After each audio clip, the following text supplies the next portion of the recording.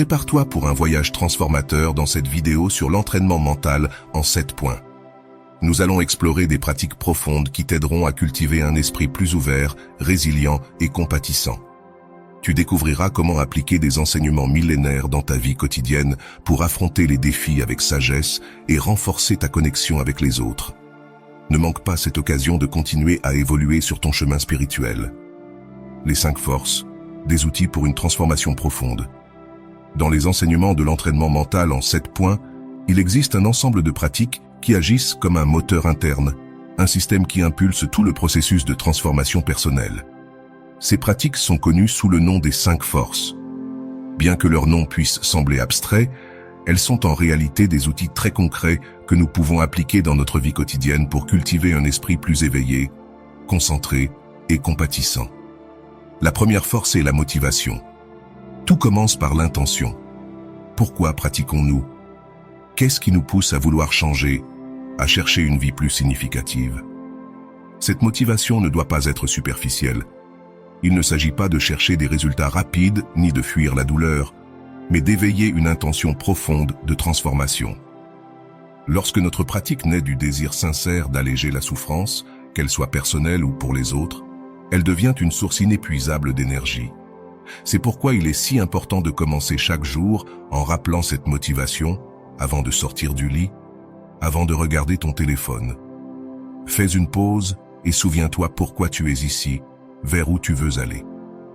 La deuxième force est la familiarisation. L'esprit est comme un terrain que l'on cultive avec ce que nous y semons chaque jour. Si chaque jour nous répétons des schémas d'anxiété, de jugement, d'apathie, ce sont ces choses qui grandiront. Mais si nous commençons à introduire des pensées de compassion, d'attention et de clarté, petit à petit, ces nouveaux comportements s'enracineront. Se familiariser avec le positif, c'est répéter, répéter et répéter. Tout comme on n'apprend pas à jouer d'un instrument en une seule leçon, l'esprit ne se transforme pas avec une simple réflexion.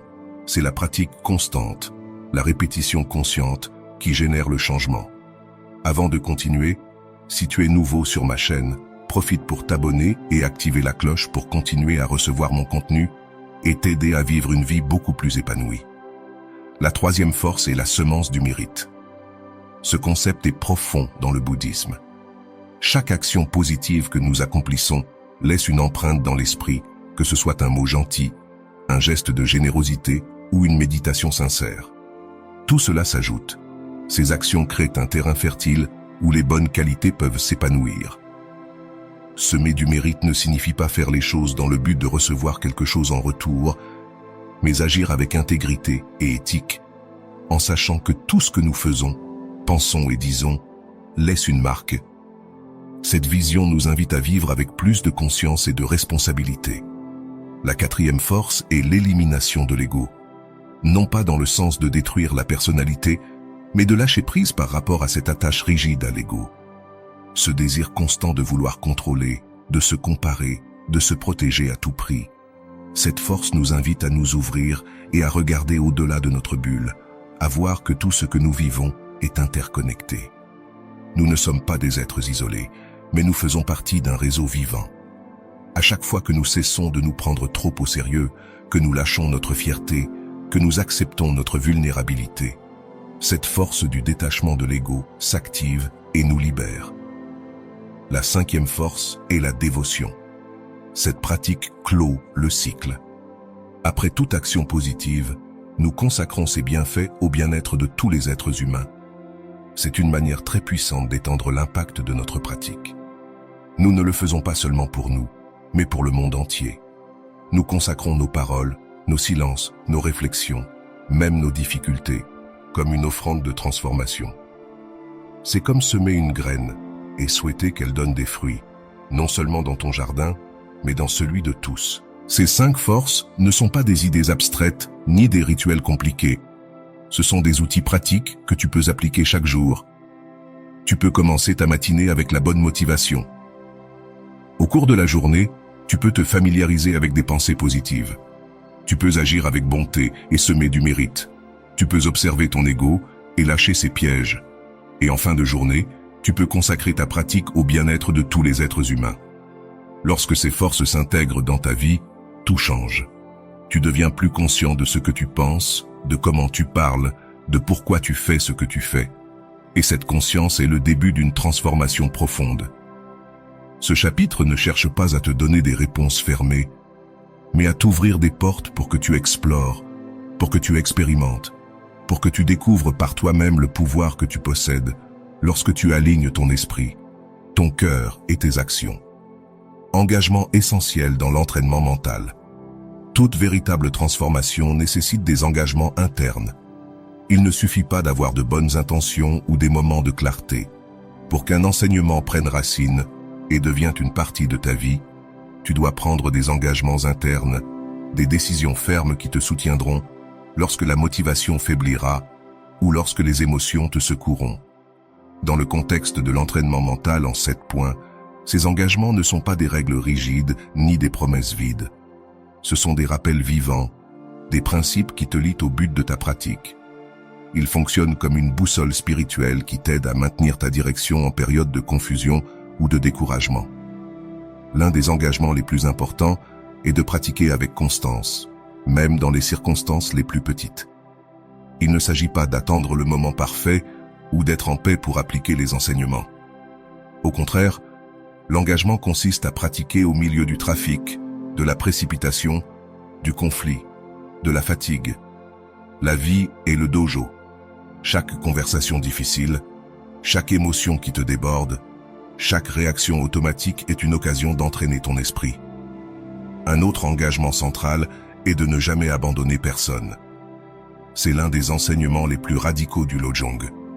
Même lorsque quelqu'un te blesse, même quand une relation devient inconfortable, tu es invité à ne pas fermer ton cœur. Cela ne signifie pas permettre les abus ou rester là où tu ne vas pas bien, mais cela implique de maintenir une attitude de compréhension profonde, de ne pas renoncer à l'autre en tant qu'être humain, de se rappeler que tous, même les plus difficiles, luttent avec quelque chose.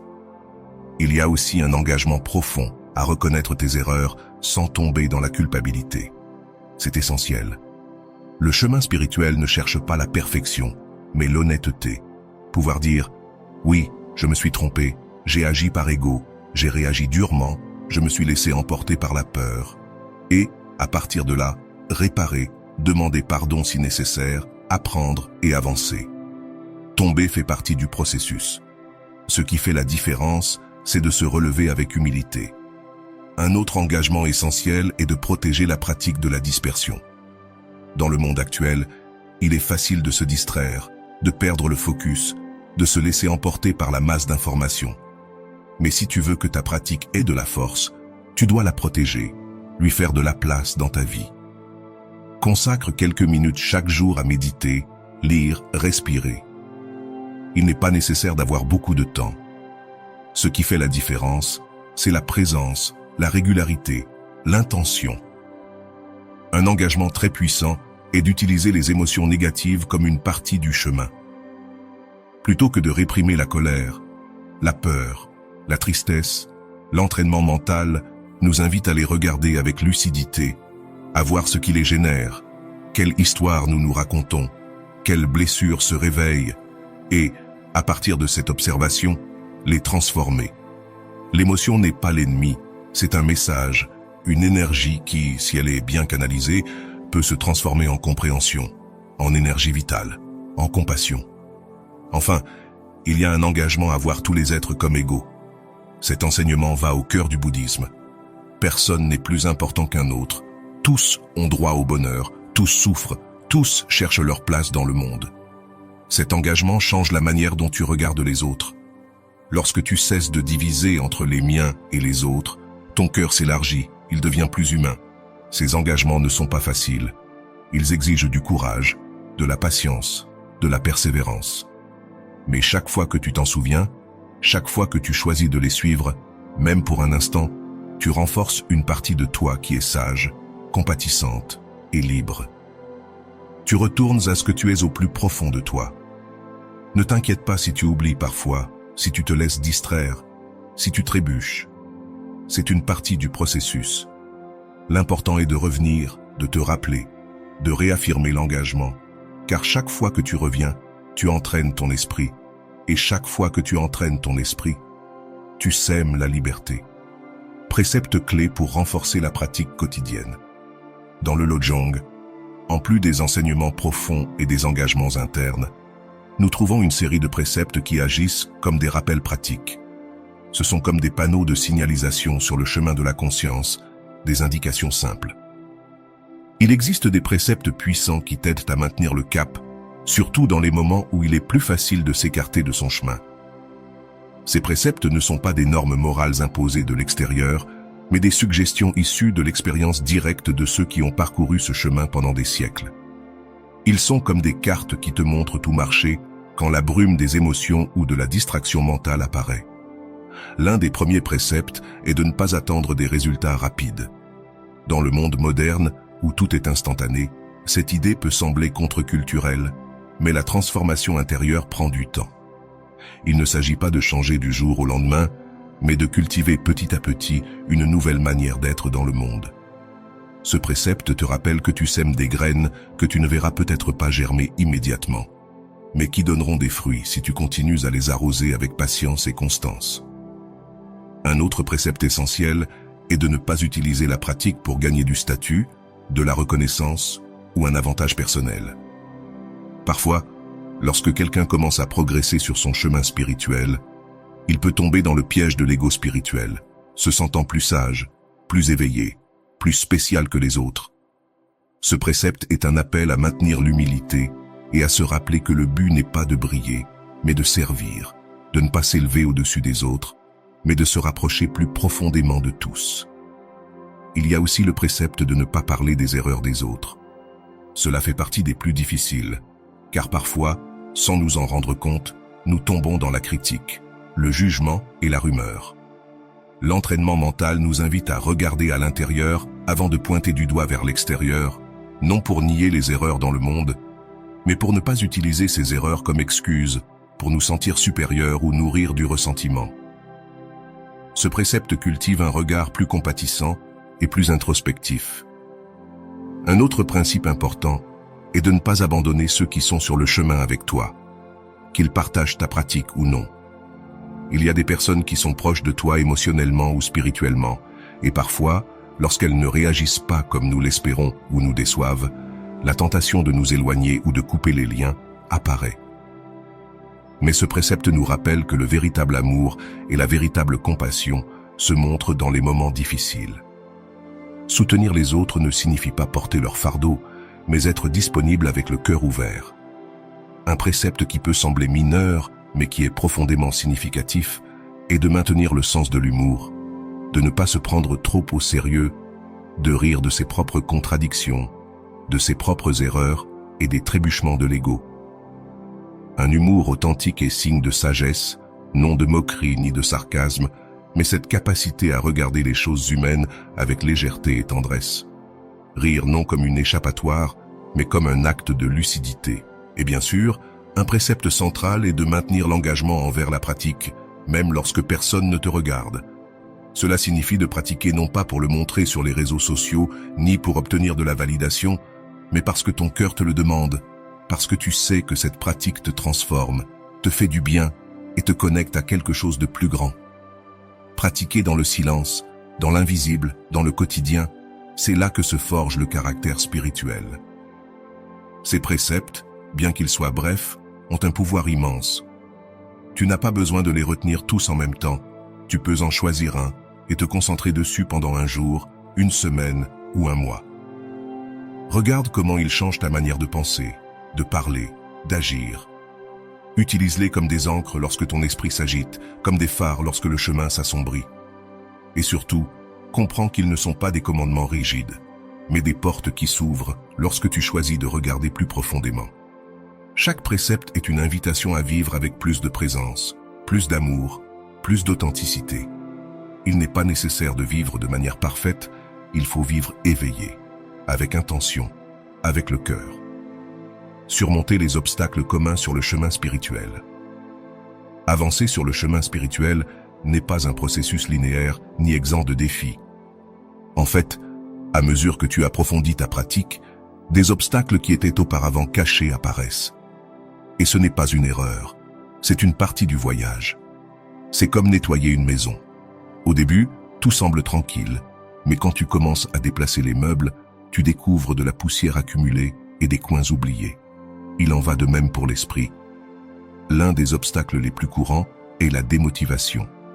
Au début, la pratique peut être excitante, inspirante, pleine de découvertes, mais avec le temps, la nouveauté se dissipe et la routine, la paresse ou la sensation de ne pas avancer peuvent apparaître.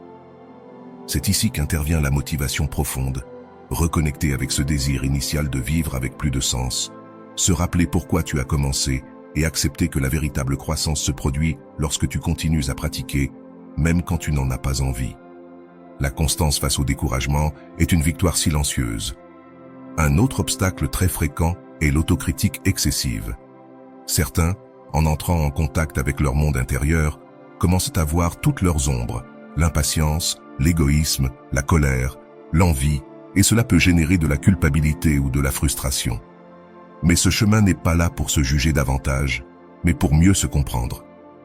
Si quelque chose d'obscur apparaît, cela ne signifie pas que tu échoues. Cela signifie que tu vois ce qui a toujours été là, et c'est une bénédiction, car seul ce que tu vois peut se transformer. Il y a aussi l'obstacle de la comparaison avec les autres. Voir que quelqu'un médite plus que toi, qu'il semble plus avancé, plus serein, plus illuminé, peut générer de l'envie ou de l'insécurité. Mais chaque chemin est unique, personne ne vit exactement ce que tu vis, personne n'a ton histoire, tes blessures, tes capacités. Le véritable chemin spirituel n'est pas une compétition, c'est un retour à soi-même. L'important n'est pas d'aller vite, mais d'aller en profondeur. Un obstacle très subtil, mais bien présent, est la rigidité spirituelle. Lorsque nous commençons à avoir certaines compréhensions, nous courons le risque de nous fermer, de croire que nous savons déjà, que nous avons la vérité, que ce qui ne correspond pas à notre vision est erroné. Mais la véritable sagesse est humble, toujours prête à apprendre, à questionner, à écouter. Si une pratique te rend plus rigide, tu ne grandis pas. Tu construis une autre prison, même si ces murs sont sacrés. L'un des obstacles les plus forts est la dispersion mentale. Nous vivons dans un monde rempli de stimuli, de notifications, de réseaux sociaux, d'engagement et de bruit constant. Maintenir l'attention devient difficile, et sans attention, il n'y a pas de pratique réelle. C'est pourquoi il est important de prendre soin de ton environnement, de créer des moments de silence, de choisir ce dont tu nourris ton esprit. La dispersion ne se surmonte pas en luttant contre elle, mais en cultivant la présence, un pas à la fois, un instant à la fois. La doute peut aussi apparaître. Douter de toi, du chemin, des enseignements, se demander si tout cela a du sens, si tu avances vraiment, si tu ne perds pas ton temps. Et c'est normal. Le doute fait partie du processus. L'important est de ne pas rester piégé dedans, de l'utiliser comme une invitation à approfondir, à questionner, à explorer avec plus d'honnêteté. Le doute sain te pousse à avancer, le doute stagnant te freine. Apprends à les distinguer. Enfin, il y a un obstacle qui apparaît presque toujours, la peur du changement. Car lorsque tu commences à lâcher prise sur de vieux schémas, de vieilles croyances, de vieilles façons de te relier aux autres, quelque chose en toi résiste. Tu veux revenir à ce que tu connais, à ce qui est confortable, même si ce n'était pas bon pour toi. Mais le changement, c'est la vie. Et si tu as peur, c'est un signe que tu sors de ta zone de confort, que tu grandis. La clé n'est pas d'éviter les obstacles, mais de les connaître, de les reconnaître et d'apprendre à marcher avec eux. Car chaque obstacle est une porte déguisée, une opportunité pour voir quelque chose de nouveau, pour te renforcer, pour devenir plus authentique. Lorsque tu comprends que les obstacles ne sont pas des ennemis, mais des maîtres, quelque chose change. Tu arrêtes de te battre contre eux et tu commences à les écouter, à leur demander ce qu'ils viennent te montrer. Et alors, le chemin devient plus profond, plus réel, plus à toi. La pratique de la méditation en action consiste à apporter le calme dans ta vie. La méditation ne se termine pas lorsque nous ouvrons les yeux. Ce n'est pas un moment isolé de la journée où nous nous asseyons en silence et continuons ensuite notre vie comme si rien ne s'était passé. La véritable pratique, la plus profonde et transformante, se produit lorsque nous apportons la conscience de la méditation dans chaque aspect de notre vie quotidienne. C'est l'un des enseignements les plus puissants de l'entraînement mental en 7 points. La méditation en action. Apprendre à être présent non seulement quand tout est calme, mais aussi lorsque le monde tourne vite, quand il y a du bruit, du chaos, des demandes, des conflits. L'esprit entraîné n'a pas besoin de conditions idéales pour rester en paix. Il la porte en lui, comme une flamme intérieure qui ne s'éteint pas avec le vent. Alors, comment méditer en action? Cela commence par les choses les plus simples. Apporter la présence dans les activités quotidiennes. Lorsque tu marches, marche. Sens tes pas, le contact avec le sol, l'air sur ton visage. Lorsque tu manges, mange. Savoure, remercie, mâche avec attention. Lorsque tu fais la vaisselle, ne pense pas à 1000 choses, lave les assiettes. Être présent ne signifie pas faire moins, cela signifie être totalement dans ce que tu fais. Cela implique aussi d'observer l'esprit pendant que tu agis. Quelles sont les pensées qui surgissent lorsque quelqu'un t'interrompt? Quelles émotions apparaissent lorsque les choses ne se passent pas comme tu l'avais prévu? Comment réagis-tu lorsque tu ressens de la pression, de la fatigue ou de l'incertitude? Observer n'est pas juger, c'est prendre conscience. Et cette prise de conscience crée de l'espace. Cela te donne des options. Tu peux choisir de répondre avec plus de sagesse, plus de calme, plus de compassion. La méditation en action nécessite aussi des pauses conscientes durant la journée. Tu peux t'arrêter quelques secondes, respirer profondément, revenir à toi. Tu n'as pas besoin d'un lieu spécial ni de beaucoup de temps. Il suffit d'une respiration, d'un instant de silence, d'un moment pour te reconnecter. Ces petites pauses agissent comme des réinitialisations mentales. Elles te ramènent à ton centre, à ton corps, au présent. Une autre façon puissante d'apporter la méditation dans la vie est de cultiver l'équanimité. Cela signifie ne pas laisser ton bien-être dépendre de l'extérieur, ni des éloges, ni des critiques, ni du succès, ni de l'échec. Observer sans attachement, ni rejet. Vivre avec ouverture, curiosité, stabilité intérieure.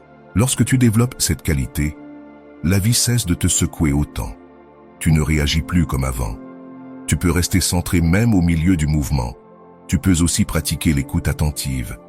Ne pas seulement entendre les mots, mais être présent avec tout ton être, sans interrompre, sans penser à ce que tu vas dire, sans juger. Écouter avec le cœur ouvert est une forme profonde de méditation et cela transforme tes relations. Car lorsque quelqu'un se sent réellement écouté, quelque chose en lui guérit. Une autre pratique essentielle est de méditer en plein conflit.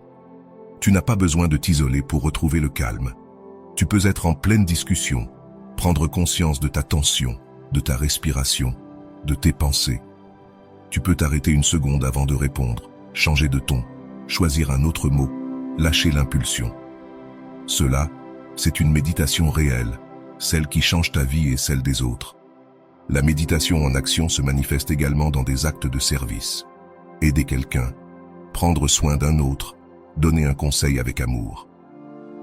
Lorsque tu fais quelque chose pour quelqu'un sans rien attendre en retour, tu pratiques, tu entraînes ton cœur. Tu cultives la bonté, la générosité, la présence. Et c'est une forme très puissante de méditation.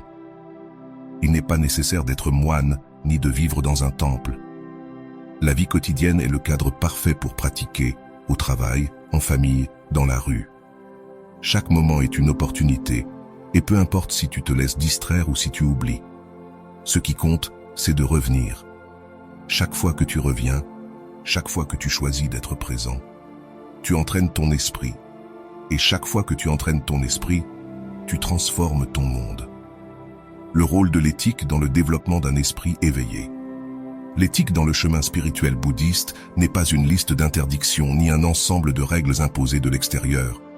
C'est l'expression naturelle d'un esprit éveillé, un esprit qui voit clairement, qui ressent avec compassion, qui comprend que nos actions ont des conséquences, non seulement pour nous, mais aussi pour tous ceux qui nous entourent. Lorsque nous parlons d'éthique, nous ne parlons pas de morale rigide, mais d'une manière de vivre en cohérence. Cohérence entre ce que nous pensons, ce que nous ressentons et ce que nous faisons. Cohérence entre nos valeurs et nos choix, entre notre quête spirituelle et notre vie quotidienne. Un esprit éthique ne cherche pas à être bon par obligation, mais parce qu'il comprend que tout est connecté. Tu ne peux pas être heureux si tu fais du mal aux autres. Tu ne peux pas avoir la paix si tu mens, si tu trahis, si tu agis depuis l'égoïsme. L'éthique alors n'est pas une charge, c'est un guide, une boussole qui nous aide à prendre des décisions avec amour, conscience et responsabilité dans la pratique quotidienne. Cela se traduit par des actions très concrètes. Par exemple, parler avec vérité, ne pas utiliser les mots pour manipuler, blesser ou pour créer des divisions. Parler avec clarté et honnêteté, mais aussi avec gentillesse, car la vérité n'a pas à faire mal lorsqu'elle est dite avec le cœur ouvert. Cela se manifeste aussi en agissant avec respect envers tous les êtres, pas seulement envers les humains, mais aussi envers les animaux, la nature, l'environnement. Le respect n'est pas un geste, c'est une attitude intérieure. C'est voir l'autre comme un être précieux et digne, tout comme toi. C'est prendre soin de ce qui t'entoure, parce que tu comprends que tu n'es pas séparé de cela. L'éthique implique aussi de prendre soin. L'esprit ne doit pas permettre que la haine, l'envie ou l'avarice dirigent tes actions. Ne nourris pas des pensées qui te détruisent ou qui t'éloignent des autres. Et si elles apparaissent, parce que nous sommes humains et que cela arrive, observe-les en pleine conscience. Ne lutte pas contre elles, mais ne te rends pas non plus. Vois-les, comprends-les et choisis de ne pas les suivre. Une partie essentielle de l'éthique est l'intention. Parfois, tu peux commettre des erreurs, dire des choses qui conduisent à de mauvaises décisions. Mais si ton intention était bonne, si tu agissais depuis la conscience, tu pourrais apprendre, réparer et grandir. L'éthique n'exige pas la perfection, elle exige l'honnêteté. Et cette honnêteté envers toi-même est ce qui te permet d'évoluer. Une autre dimension de l'éthique est la générosité. Il ne s'agit pas seulement de donner des choses matérielles, mais de donner du temps, de l'attention, des soins. Vivre dans l'esprit du don, non pas de l'avoir. L'esprit généreux ne cumule pas, il partage, et dans ce partage, il se développe.